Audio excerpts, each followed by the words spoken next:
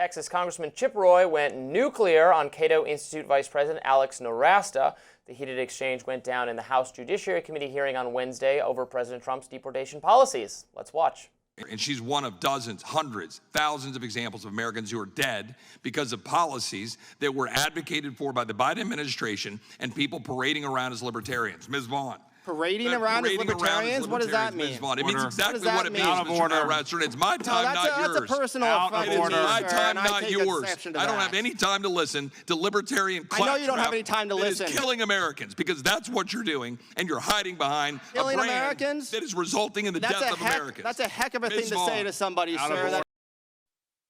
For context, Roy was referring to Alexis Nungare, whose 12-year-old daughter was murdered by undocumented immigrants. The White House has frequently cited Americans killed at the hands of unauthorized immigrants living in the country to defend its deportation crackdown.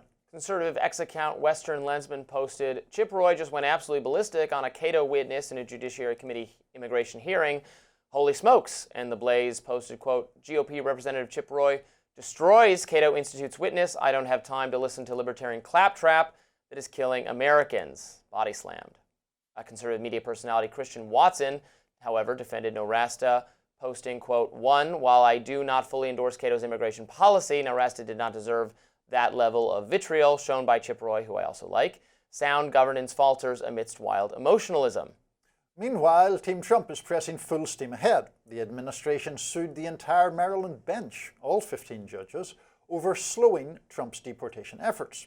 In a Tuesday filing, the DOJ claimed that a May standing order blocking the deportation of migrants from Maryland interferes with the executive branch's powers. Well, a libertarian in the firing line, Robby. What do you make of that? We're always getting blamed for everything. Alex is a friend of mine.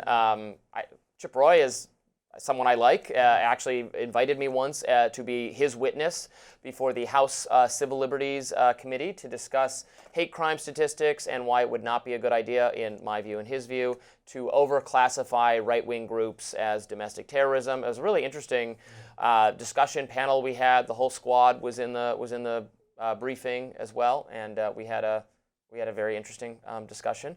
And so I don't like to see people I like fighting. I think it can be unfair and manipulative to put on all immigrants, particularly put on libertarians, every time some crime is committed. The question isn't really, are there crimes being committed by illegal immigrants? Is there some statistical anomaly? Because there are, crimes committed by, the most compelling statistic when you look at violent crime is that all of it is committed by men. Does that mean we should deport all men or jail all men or something? That men are inordinately the causes of violent crime. There are differences. People harp on racial differences or cultural differences. The biggest difference in human experience is between men and women. Men and women are different, have different preferences in the abstract, have different personalities, or have different biology, and men commit way more violence than women. Do illegal immigrants commit more violence than other citizens is a hotly debated topic. Alex, I know, has research and was probably presenting it there that no, in fact, they do not. Then I guess on the other side, some conservatives will say, well, it doesn't matter if statistically greater significance. Any crime committed by an illegal immigrant should not have happened because none of them should be here.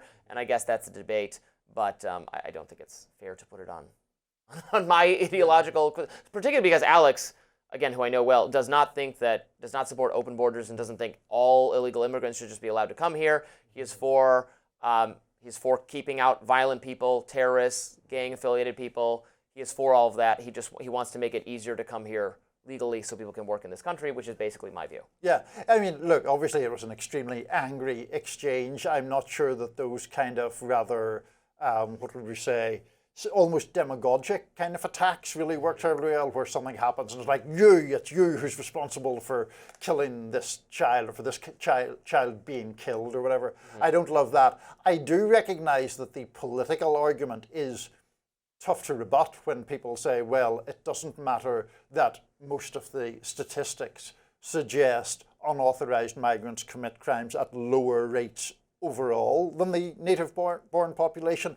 It does get down to that fact of someone who wasn't supposed to be in the country then went on to carry out some heinous act, like it's kind of hard to rebut the logic of that. Now, I think the problem is not so much the argument in itself, but the way it is extrapolated to say, well, and therefore, you know, we must just throw everyone out of the country who's here without authorization. That seems to be a different, a logical right. stretch. And when it's a different subject, this completely flips, like with plane crashes, right? There's a problem on a plane, then we're gonna have tons of hearings. We're gonna haul people before Congress. We're gonna scream at them that they let this happen.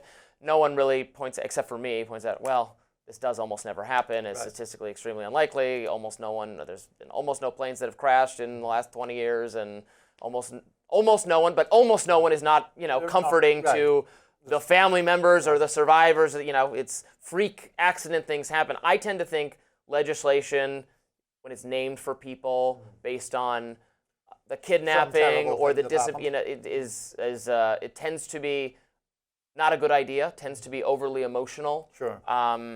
Not based in statistics, but you know, people in government love that sort of thing. No, absolutely. To me, it was interesting that Roy was so angry about someone who was, yes, libertarian, but I think most people consider libertarians to be generally more toward the right of the spectrum. And I wonder, is part of that anger fostered by the idea that, well, everyone who's even somewhat right of the spectrum should agree with me on this topic? I thought Chip Roy considers himself to be a libertarian on some you know, taxes and regulation and how big government should be. This gets to the fundamental hypocrisy I have for people on the right who do not describe them as libertarian, describe themselves as libertarians, but they want smaller government, they want less taxes, they want less regulation. Great.